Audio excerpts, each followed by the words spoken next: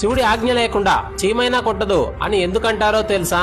ఒకరోజు పార్వతీదేవి చిరునవ్వుతో శివుడిని అడిగింది, ప్రభు, మనుషులు ఎందుకు ప్రతి చిన్న విషయానికి శివుడాజ్ఞ కావాలి అని అంటారు అని అడిగింది.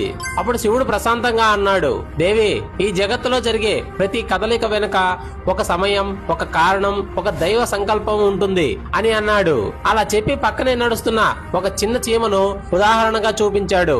చెట్టు కింద ఒక మనిషి నిద్రపోతున్నాడు. అప్పుడు శివుడు మెల్లగా ఇలా అన్నాడు, ఇప్పుడు ఈ చీమ అతనిని కొట్టకూడదు అని అనగానే చీమ అతని కాలు మీదకి చేరింది, కాని కొట్టలేదు. అప్పుడు పార్వతీదేవి ఆశ్చర్యంతో చూస్తుండగానే శివుడు మరో మాట అన్నాడు, ఇప్పుడు ఆ చీమ అతనిని కొట్టవచ్చు. అదే క్షణంలో చీమ కుట్టింది. అప్పుడు శివుడు మృదువుగా చెప్పాడు, పార్వతి, ఈ లోకం మొత్తం ఒకే శక్తితో నడుస్తుంది. ఆ శక్తి అనుమతి లేకుండా ఆకు రాలదు, చీమైనా కుట్టదు అని. అందుకే భక్తులు నమ్మకంగా అంటారు, శివుడి ఆజ్ఞ లేకుండా చీమైనా కుట్టదు అని. ఫ్రెండ్స్, ఈ వీడియో మీకు నచ్చితే ఓం నమః శివాయ అని కామెంట్ చేయండి.